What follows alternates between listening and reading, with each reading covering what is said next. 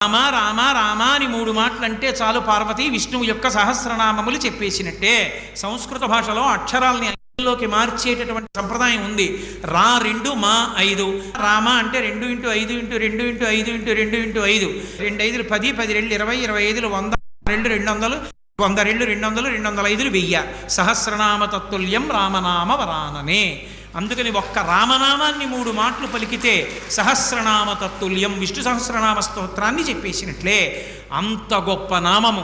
ఆ నామాన్ని ఎలా పలకచ్చు అని అడిగారు. బిడ్డ పేరు పెట్టి పిలిచిననైనా, ఏదో ఎకసక్కంబునకైన పద్య గద్య గీత భావార్థములనైన కమలనయను పిలువ కలుష హరము.